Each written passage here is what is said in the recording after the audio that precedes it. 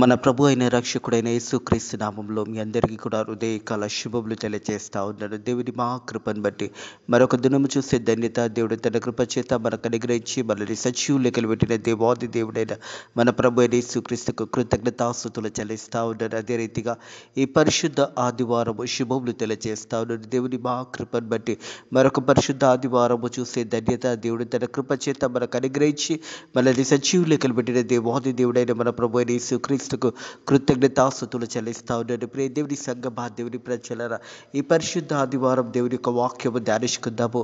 ఈ వాక్య భాగము చూసినట్టయితే బీ ఓలీ, పరిశుద్ధులై ఉండుడి అనే మాట. ప్రియ దేవుని సంగమా, దేవుని ప్రజలారా, మనం అందరం కూడా పరిశుద్ధులుగా జీవించాలనేది దేవుని యొక్క ఉద్దేశమై ఉన్నదనే సత్యాన్ని జ్ఞాపకం చేసుకోవాలి. పరిశుద్ధుడు అనగానే దేవుడు పరిశుద్ధుడుగా ఉన్నాడు కాబట్టి మనం కూడా పరిశుద్ధులుగా జీవించాలనేది దేవుని యొక్క వాక్యము తెలియజేస్తారు. హృదయకాలము యేసు ప్రభు చేసిన ప్రార్థన హృదయకాలము ధ్యానించబోతా ఉన్నాము.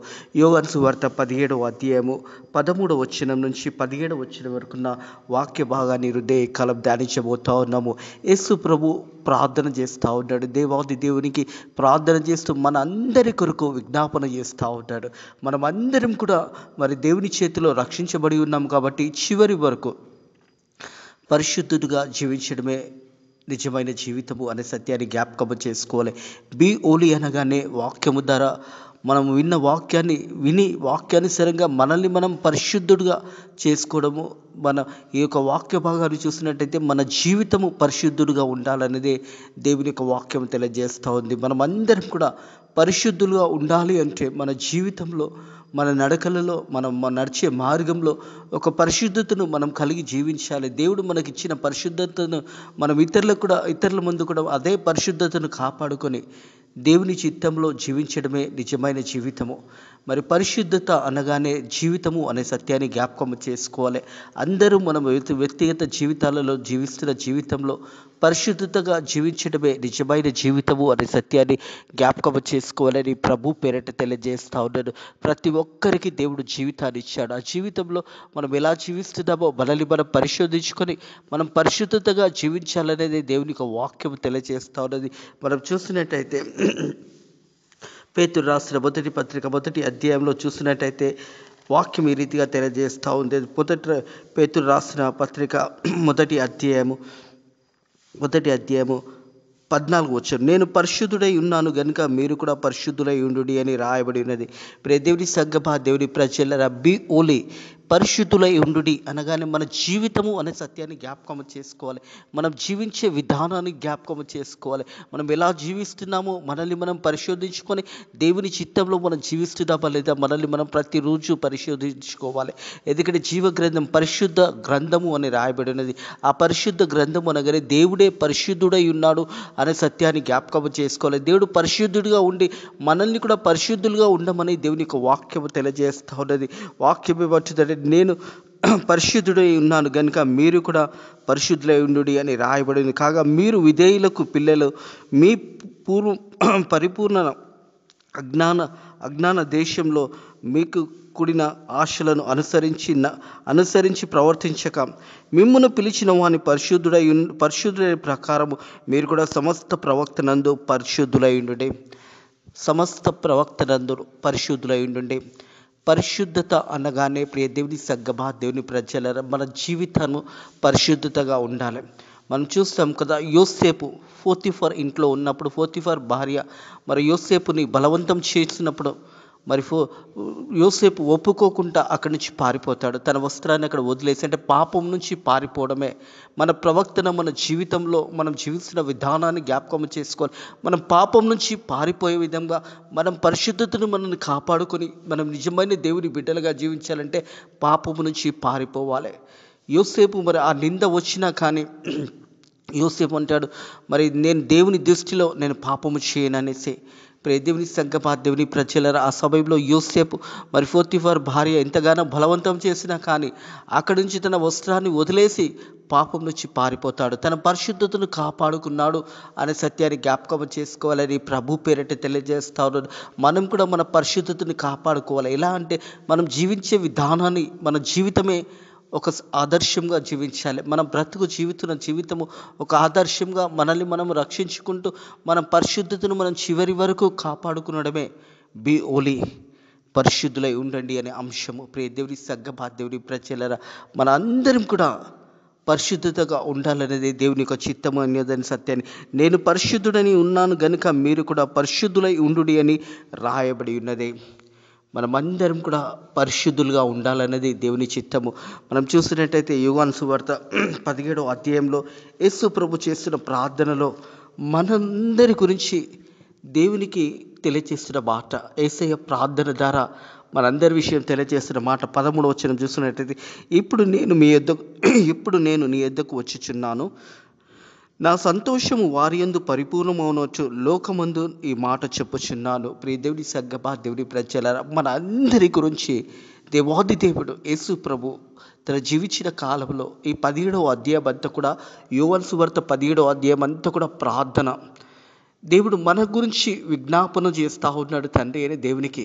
ఏమని చేస్తున్నాడంటే, ఇప్పుడు నేను నీ యొద్దకు వచ్చుచున్నాను, నా సంతోషము వారి యందు పరిపూర్ణమవునట్టు లోకమంది మాట చెప్పుచున్నాను.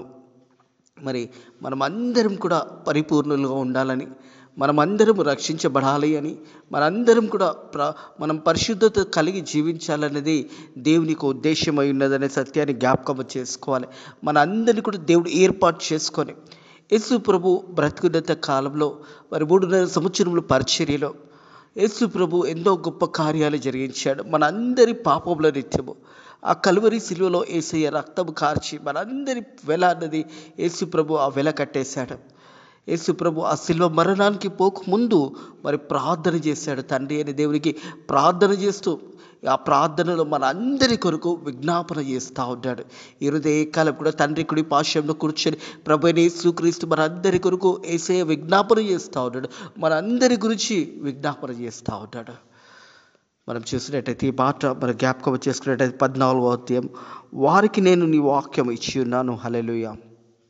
వాక్యము దేవుడై ఉన్నాడు. ఆది యందు వాక్యముండెను, వాక్యము దేవుని యొద్ద ఉండెను అని యోహాను సువార్త 1వ అధ్యాయంలోనే మనకు తెలియజేయబడుతుంది. 1వ అధ్యాయం 1వ వచనంలో చూసినట్టయితే యోహాను సువార్త 1వ అధ్యాయం 1వ, ఆది యందు వాక్యముండెను, వాక్యము దేవుని యొద్ద ఉండెను, వాక్యము దేవుడై ఉండెను. ప్రియ దేవుని సంగమా, దేవుని ప్రజలరా, వాక్యాన్ని దేవుడు మనందరికీ అందించి ఉన్నాడు.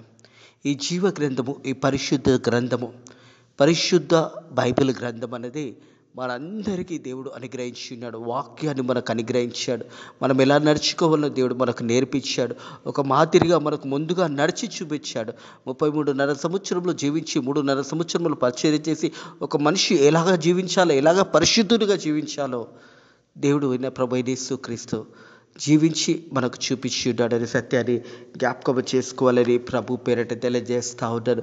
మనం అందరం కూడా దేవుని మార్గంలో పరిశుద్ధత కలిగి జీవించాలి, యథార్థ హృదయం కలిగి జీవించాలి, మంచి మనస్సాక్షి కలిగి జీవించాలి. దేవుడు మనకు అప్పచెప్పిన ప్రతిదీ కూడా మనము దేవుని మార్గంలో నడుస్తూ సువార్త ప్రకటించే బిడ్డలుగా ఉండాలని ప్రభు పేరట తెలియజేస్తూ ఉన్నాడు. దేవుడు ఏమంటున్నాడంటే, వారికి నీ వాక్యం ఇచ్చి ఉన్నాను. వాక్యం అనేది మన అందరికీ కూడా ఇవ్వబడిందే. ఆత్మ సంగముతో చెబుతున్న మాట, చెవులు గలవారు వినుగాక. మనకందరికీ చెవులున్నాయి, మనం వాక్యాన్ని వింటున్నాము. వాక్యానుసారంగా మనం జీవిస్తున్నామా లేదా, పరిశుద్ధత కలిగి జీవిస్తున్నామా లేదా, మన జీవితాన్ని ఆధారం చేసుకొని మన జీవితంలో పరిశుద్ధత కలిగి జీవించాలి. ఒకవేళ మనము తప్పిపోతున్నట్టయితే వెంటనే ప్రార్థన చేసుకోవాలి. యేసయ్యా నా పాపములను క్షమించు అంటే యేసయ్య మన పాపములను క్షమిస్తాడు. తెలిసి తెలియక చేసిన తప్పులను దేవుని దగ్గర విజ్ఞాపన చేయాలి. మరలా పాపం చేయడము కాదు, కానీ మరలా పాపము జోలికి వెళ్ళకుండా నీ జీవితాన్ని పరిశుద్ధత కాపాడుకోవాలి. యేసు ప్రభు ఈ మాట ప్రార్థన పూర్వకంగా తెలియజేస్తున్న మాట ఏమంటే, వారికి నీ వాక్యం ఇచ్చి ఉన్నాను, నేను లోక సంబంధుని కానట్టు వారు కూడా లోక సంబంధులు కారు గనుక లోకము వారిని దోషించును. మత్తయి సువార్త 5వ అధ్యాయంలో చూసినట్టయితే ప్రియ దేవుని సంగమా, దేవుని ప్రజల కొండ మీద ప్రసంగంలో ఒకసారి మనం గమనించినట్టయితే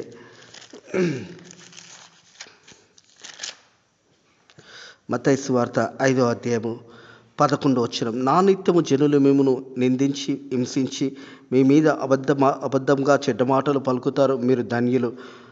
సంతోషించండి, ఆనందించండి, పరలోకమందు మీ ఫలము అధికమవును. ఇలాగనే వారు మీకంటే పూర్వం ఉండిన ప్రవక్తలను కూడా హింసించిరి. దేవుని బిడ్డలుగా జీవిస్తున్నప్పుడు అనేక హింసలు వస్తాయి, అనేక కష్టాలు వస్తాయి, అనేక ఇబ్బందులు వస్తాయి అని యేసు ప్రభు కొండ మీద ప్రసంగంలో నేను జ్ఞాపకం చేశాడు. నా నిత్యము జనులను మీరు దూషిస్తారు, నిందిస్తారు, మిమ్మల్ని అవమానపరుస్తారు, మీ మీద చెడ్డ మాటలు పలుకుతారు, అప్పుడు మీరు ధన్యులు అనే బైబిల్లో మాట రాయబడినది. మనం యథార్థంగా పరిశుద్ధత కలిగి జీవించినప్పుడు అనేక సమస్యలు వస్తాయి. యేసు ప్రభువుకు జీవించిన కాలంలో కూడా ఎంతోమంది యేసు ప్రభువుని ఎన్నో మాటలు అన్నారు. మనం కూడా పరిశుద్ధత కలిగి జీవించినప్పుడు శ్రమలు వస్తాయి, కష్టాలు వస్తాయి, ఇబ్బందులు వస్తాయి. భయపడకూడదు. దేవుని వాక్యం తెలియజేస్తూ ఉంది, నా నిత్యము జనులు మిమ్మల్ని నిందించి హింసించి మీ మీద అబద్ధపు చెడ్డ మాటలు పలుకున్నప్పుడు మీరు ధన్యులు, సంతోషించండి, ఆనందించండి, పరలోకమందు మీ ఫలం అధికమవును. ఇలాగ వారు మీకు పూర్వము నుండిన ప్రవక్తలను కూడా హింసించిరు అనే మాట జ్ఞాపకం చేయబడుతుంది.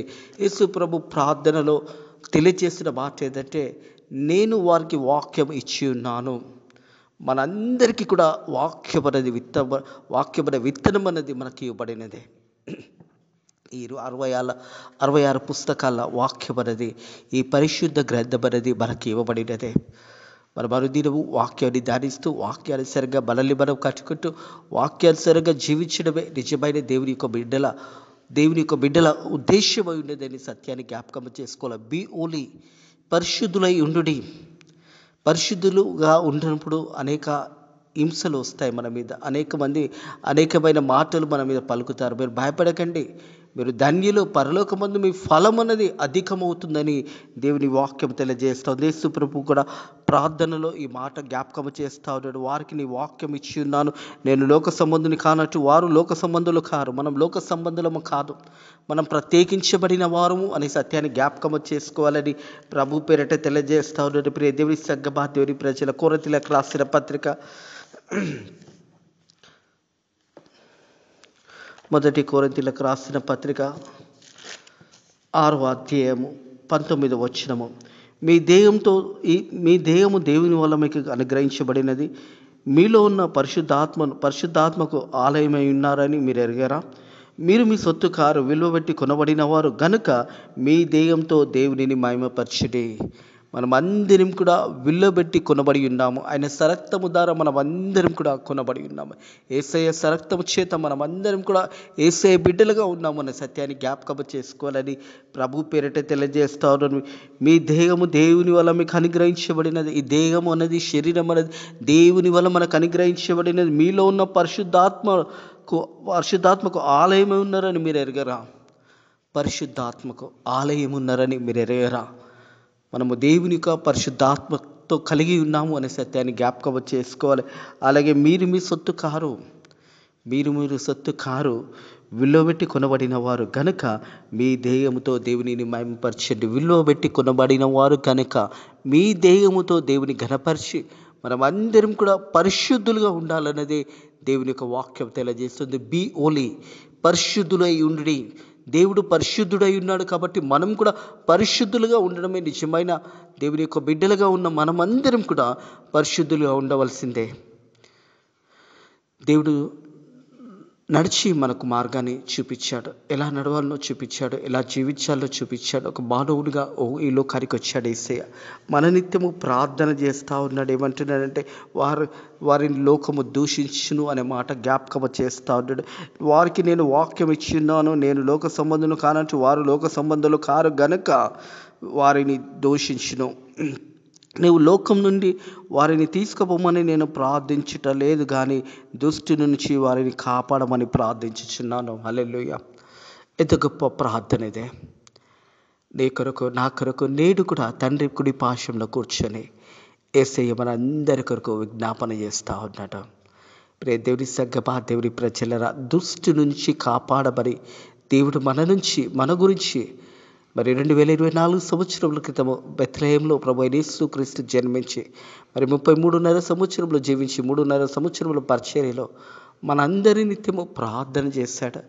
తండ్రి అయిన దేవుని వేడుకుంటా ఉన్నాడు. ఏమంటున్నాడంటే, ప్రియ దేవుని సంగమా, దేవుని ప్రజలారా, నీవు లోకం నుండి వారిని తీసుకుపోమని నేను ప్రార్థించటం లేదు, కానీ దుష్టి నుంచి వారిని కాపాడమని ప్రార్థన చేస్తున్నా. అపవాది సాతాను శక్తులు, సాతాను క్రియలు, మరి సాతానుడు అనేక గృహాలలో ప్రవేశించి అనేక గృహాలలో ఎన్నో ఇబ్బందికరమైన సంఘటనలు సృష్టిస్తూ ఉంటాడు. భార్య భర్తల మధ్య, పిల్లల మధ్య, కుటుంబం అంతటి కూడా చీల్చివేస్తూ ఎన్నో దుష్టుని కార్యాలు జరిగిస్తున్నాడు. అందుకే దేవుడు అంటున్నాడు, దుష్టు నుంచి కాపాడమని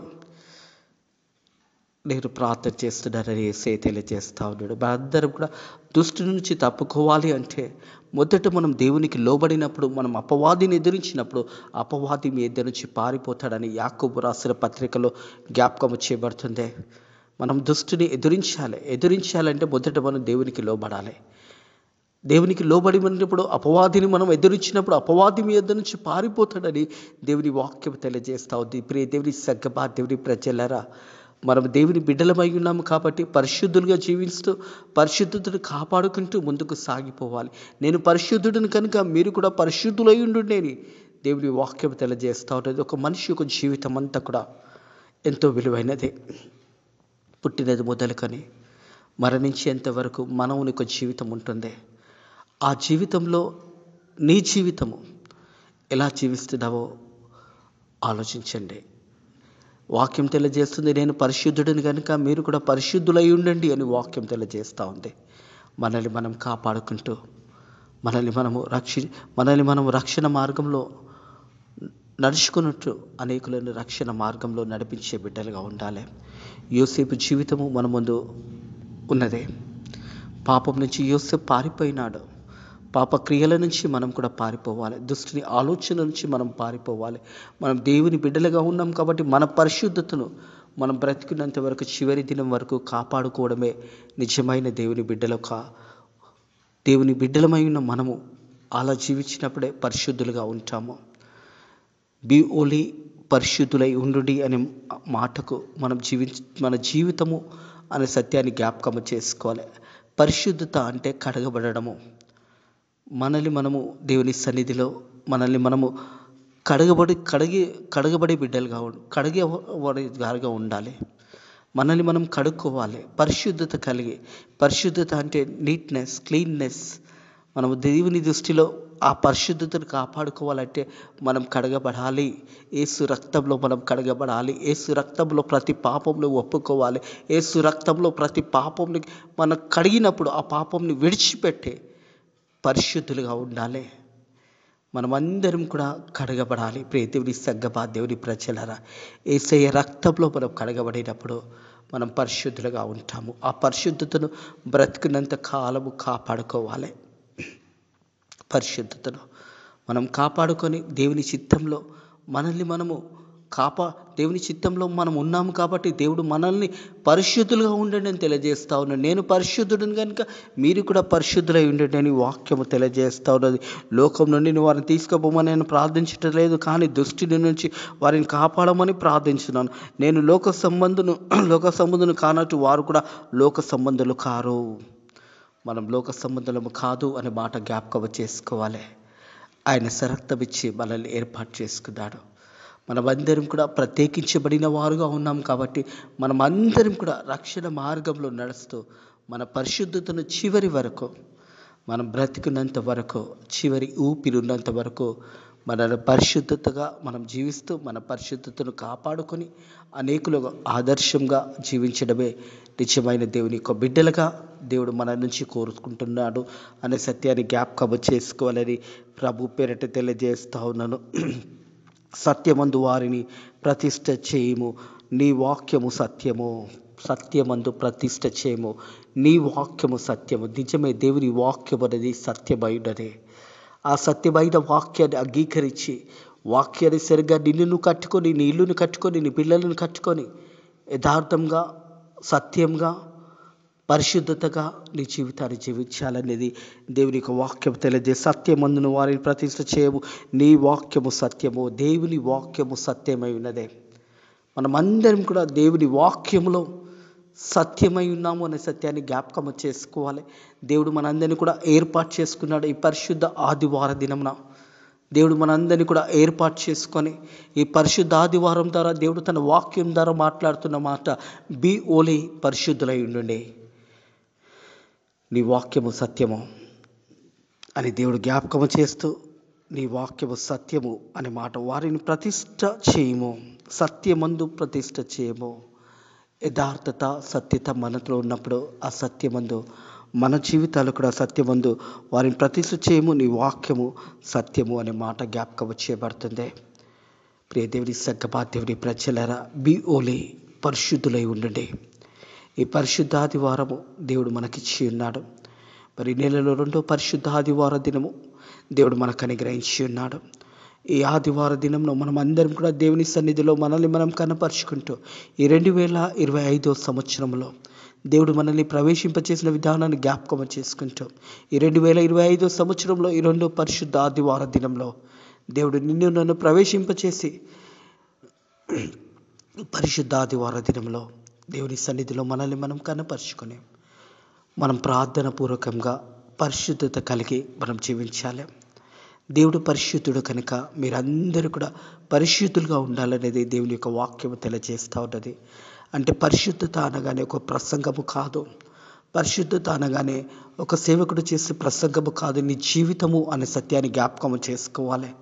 నీ జీవితము పరిశుద్ధతగా ఉండడానికి ప్రతి దినము నిన్ను పరిశోధించుకొని ప్రతిరోజు నీ ముఖాన్ని అద్దంలో చూసుకుంటున్నప్పుడు నీ హృదయాన్ని కూడా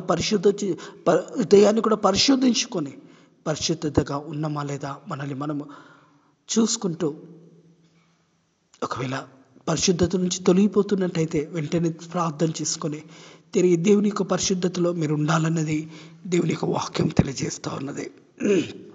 దేవుడు మీ అందరిని కూడా దీవించి ఆశీర్వదించును గాక.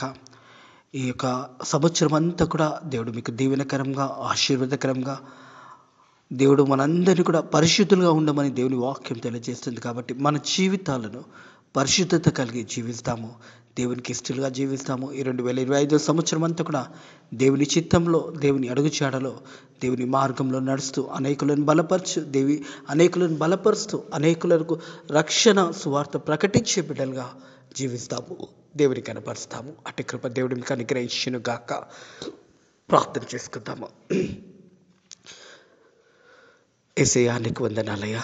ప్రభువా, నేను పరిశుద్ధుడిని కనుక మీరు కూడా పరిశుద్ధులుగా ఉండండి అని నీ వాక్యము ద్వారా మాతో మాట్లాడి మా నిత్యము నైనా నువ్వు చేసిన ప్రార్థనను బట్టి నీ కృతజ్ఞతాస్తుతులు చెల్లిస్తున్న తండ్రి. ప్రభా తండ్రి, మా గురించి విజ్ఞాపన చేస్తూ నువ్వు జీవించినప్పుడు నువ్వు చేసిన ప్రార్థన అంశమునైనా యోహాను సువార్త 17వ అధ్యాయము మరి 13వ వచనం నుంచి 17వ వచనం వరకు హృదయకాలము నీ వాక్యము ద్వారా మాతో మాట్లాడి మనల్ని బలపరిచి మనల్ని దీవించి ఆశీర్వదించిన దేవానికి వందనములు స్తోత్రములు చెల్లిస్తున్న తండ్రి. ప్రభా, ఈ రోజంతా కూడా నీ కృపలో మనల్ని కాపాడండి. ఈ సంవత్సరం అంతా కూడా మనల్ని కాపాడండి, దీవించండి తండ్రి. నీ రెక్కల చాటున మనల్ని భద్రపరిచి మనల్ని కాపాడమని ఈ సంవత్సరం అంతా కూడా ఆశీర్వాదకరంగా దీవెనకరంగా తండ్రి, ఏ సమస్య వచ్చినా, ఏ కష్టం వచ్చినా, ఏ ఇబ్బంది వచ్చినా తండ్రి నీవు మాకు తోడు ఉన్నావని నైనా నిన్ను ముందు పెట్టుకొని ముందుకు నడవడానికి నీ కృప ద్వారా సాయం చేయమని, మా దేశాన్ని, మా ప్రజలను, మా నాయకులను కూడా దీవించి ఆశీర్వదించమని నజరుడైన యేసుక్రీస్తు నామములో ఈ ప్రార్థన అడిగి వేడుకుంటున్నాము తండ్రి. ఆమెన్. తండ్రి యొక్క ప్రేమ, కుమారుని యొక్క సమాధానము, పరిశుద్ధాత్మ యొక్క సహవాసము ఇప్పుడు ఎల్లప్పుడూ సదాకాలము మనకు మన కుటుంబములకు తోడై నీడై ఉండును గాక. ఆమెన్.